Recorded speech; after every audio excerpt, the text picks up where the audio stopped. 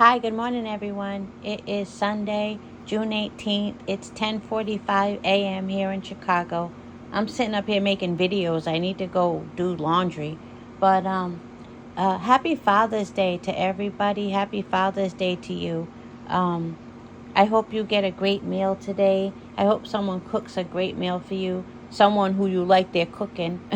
I hope you don't have to go to some whack chain restaurant, some cheesecake factory or Olive Garden or Red Lobster. Not today. Get some good food. Like go to a soul food joint or a Jamaican restaurant, and get some good food. But eat what you want. You might want Cheesecake Factory. Happy Father's Day, whatever you do. And what else? Did you guys know that Spence and Bud are both almost at 1 million followers on Instagram? Spence is already there. Congrats to Spence. And Bud, our boy's almost there. He's at 926,000. Go, Bud. He's almost there, too. So I'm glad they're getting great recognition for this upcoming fight. And Bud's t-shirt is sold out. I'm hoping he gets more in stock. I don't think this is the kind of fight the real fans wanna wear a dress to or high heels. Like, I feel like you need to pick your fighter and sport his gear. That's how I feel. And so I wanted to get a Bud t-shirt. I talked about it and didn't get it in time like an idiot. Now they're sold out. So I'm hoping he puts more out so I can get one and destroy it in time. When I lived in Miami, someone I know, she's actually the mom of a slain rapper. I don't want to say his name, a famous one. She could destroy the hell out of a t-shirt. She destroyed some for me, and they are like bomb. So I know how to destroy t-shirts and make them really pretty and unique.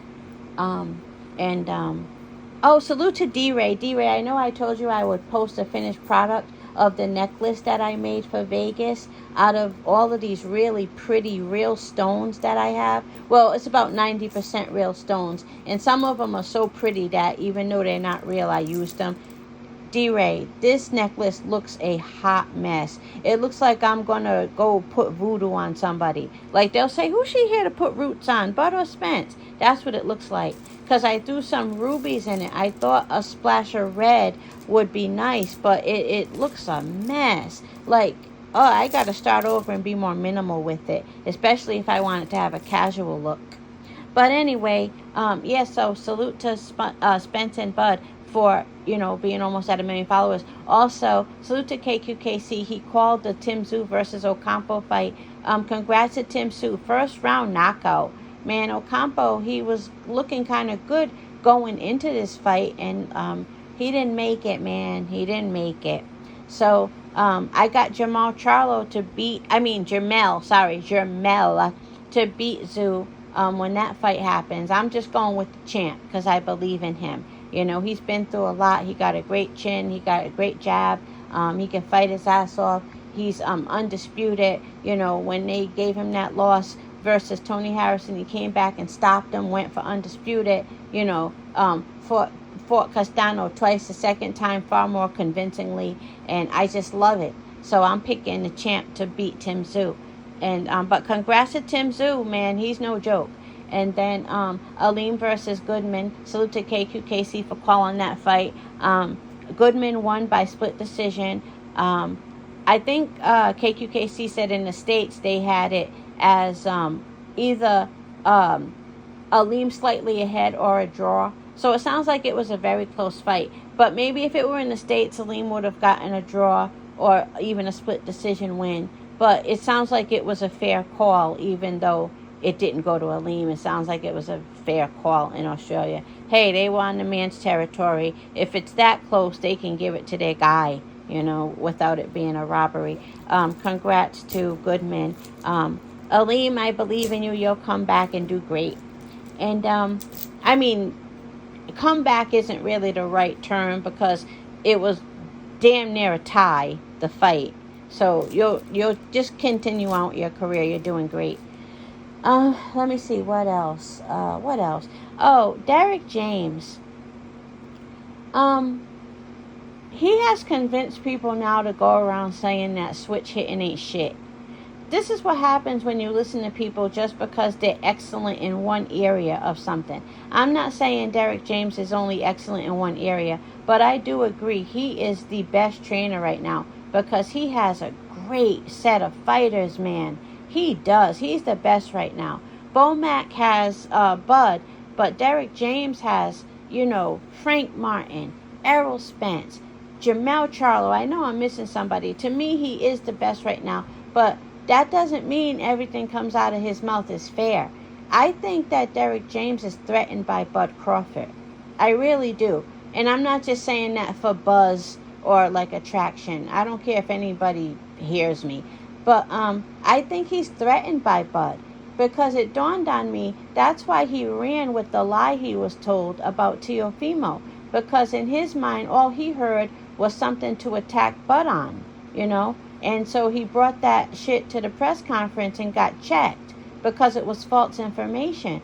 But I realized that's why he was so eager for that to be true, because it was a knock at Bud, And then he was, again, remember I said before, from what I recall, he was one of the first people putting out that Porter was damaged goods because no one thought the fight was going to be made between Porter and Bud. Nobody thought it was going to be made. So they thought they were going to be able to keep throwing that around, that Bud ducked Porter. And then when the fight was made, Derrick James was one of the smart ones who knew Bud would win that fight. So he decided to try and destroy the fight before it even started. I remember because I made a video because that annoyed me. Everybody else was saying Porter was going to win. Well, not everybody, but there was a good handful of people saying Porter was going to win, or, Bud wasn't going to be able to stop him. And, I know somebody got the argument, his dad stopped him. Give that a rest. There was over a minute left in that fight. Bud was going to make Porter a fucking gray spot. You know it and I know it.